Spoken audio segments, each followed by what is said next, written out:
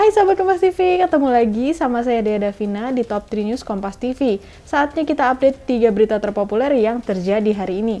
Penasaran ada berita apa aja hari ini? Tonton video sampai selesai dan buat yang belum subscribe dulu channel Kompas TV ya. Berita pertama, sahabat Kompas TV, Presiden Joko Widodo menegaskan bahwa hukum harus ditegakkan untuk melindungi masyarakat. Aparat hukum diingatkan oleh Presiden Joko Widodo untuk tidak gentar dalam menegakkan hukum terhadap masyarakat yang bertindak semena-mena dan merugikan. Pernyataan Presiden disampaikan sebagai respon atas peristiwa 4 warga Sigi, Sulawesi Tengah yang tewas dibunuh teroris, serta 6 anggota FPI yang tewas dalam insiden di tol Jakarta Cikampek.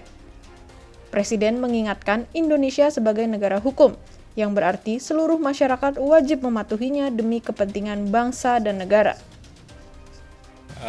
Perlu saya tegaskan bahwa negara kita, Indonesia, ini adalah negara hukum.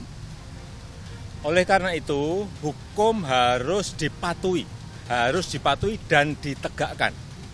Untuk apa? Untuk melindungi kepentingan masyarakat, melindungi kepentingan bangsa dan negara. Jadi sudah merupakan kewajiban aparat penegak hukum untuk menegakkan hukum secara tegas dan adil. Dan ingat, aparat hukum itu dilindungi oleh hukum dalam menjalankan tugasnya. Untuk itu tidak boleh ada warga dari masyarakat yang semena-mena melanggar hukum, yang merugikan masyarakat, apalagi membahayakan bangsa dan negara. Dan aparat hukum tidak boleh mundur sedikit pun. Tapi aparat penegak hukum juga wajib mengikuti aturan hukum dalam menjalankan tugasnya, melindungi hak asasi manusia dan menggunakan kewenangannya secara wajar dan terukur. Berita selanjutnya ini kelanjutan dari kasus kerumunan di Petamburan. Setelah pemimpin FPI Rizik Syihab ditahan dan ditetapkan sebagai tersangka, 3 tersangka lainnya menyerahkan diri ke polisi. 3 tersangka ini berperan sebagai panitia dan penanggung jawab acara keagamaan dan pernikahan Putri Rizik Syihab yang menyebabkan kerumunan dan penutupan jalan. 3 tersangka yang menyerahkan diri adalah Haris Ubaidillah, Idrus, dan Ali Alwi Alatas. Mereka menyerahkan diri ke Mapolda Metro Jaya pada Minggu dini hari dan langsung diperiksa. Hingga saat ini, 4 tersangka kasus kerumunan di Petamburan masih ditahan dan diperiksa polisi.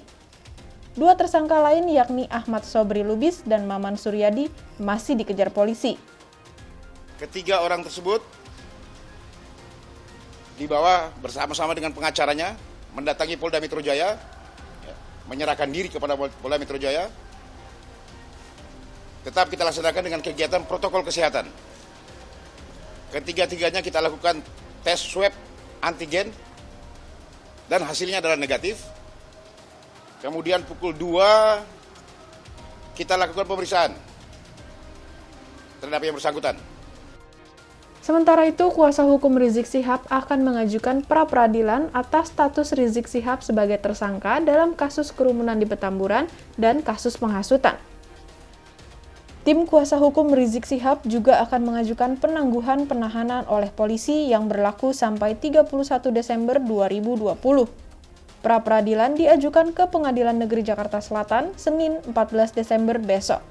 Itu kita ada rencana untuk pra-peradilan terkait proses penangkapan, penahanan dan penetapan tersangka. Dan tapi itu teknis.